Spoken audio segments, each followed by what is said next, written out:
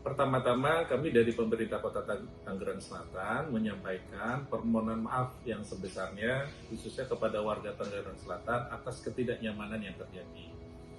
Saat ini kami memang sedang mengalami persoalan yang sangat serius khususnya yang terjadi di TPA Cipecang. Perlu ada pembenahan yang saat sekarang sedang kami lakukan. Salah satunya adalah pembenahan yang ada di landfill 3 dengan konsep terasering. Tujuannya apa? Supaya tidak ada longsoran sampah yang masuk kepada pemukiman warga. Dan selain itu juga perlu kami sampaikan bahwa saat ini telah terjadi banyak sekali tumpukan sampah yang ada di jalanan. Segenap pimpinan dari tingkat wali kota, wakil wali kota, sekretaris daerah, kepala dinas, termasuk para teman-teman yang ada di kewilayahan seperti kecamatan dan kelurahan. Kita bergerak secara bersama-sama menyelesaikan persoalan ini. Saat sekarang sebetulnya secara bertahap sampah-sampah yang ada di jalanan sudah kami lakukan pengangkutan. Ini juga untuk menjaga kenyamanan masyarakat. Bahwa fakta yang terjadi sampah itu bau, iya.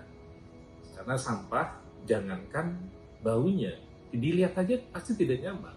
Dan kami bertanggung jawab untuk mengatasi persoalan itu. Hanya perlu dipahami juga bahwa kami tidak bisa sendiri. Perlu dukungan dan kerjasama serta keterlibatan aktif dari masyarakat. Secara infrastruktur persampahan, tugas pemerintah memang yang harus menyelesaikan. Tapi di sisi lain, masyarakat juga harus ikut bersama-sama menjaga lingkungan. Seperti tidak membuang sampah secara sembarangan. Dan mungkin yang lebih advance lagi, kita melakukan pengelolaan sampah di lingkungan masing-masing. Dengan apa? Pengaktifan TPS 3R. Nah ini penting dalam rangka menyelesaikan persoalan sampah dari titik hulunya. Karena kalau sampah itu hanya dibebankan di titik akhir, seperti sekarang yang terjadi yaitu di TPA Cipecang, tentu akan menjadi persoalan besar. Ya. Kenapa? Sebesar apapun TPA Cipecang, manakala menjadi tumpuan satu-satunya, ini pasti akan bermasalah. Karena Cipecang punya keterbatasan. Jadi salah satunya adalah selain memang ke depan atau dalam jangka panjang kita akan selesaikan dengan pemanfaatan teknologi, ya kita juga mengajak masyarakat untuk ikut bersama-sama. Ya betul, sampah akan menjadi persoalan kesehatan. Ya.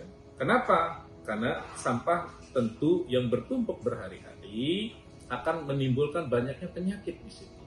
Ya.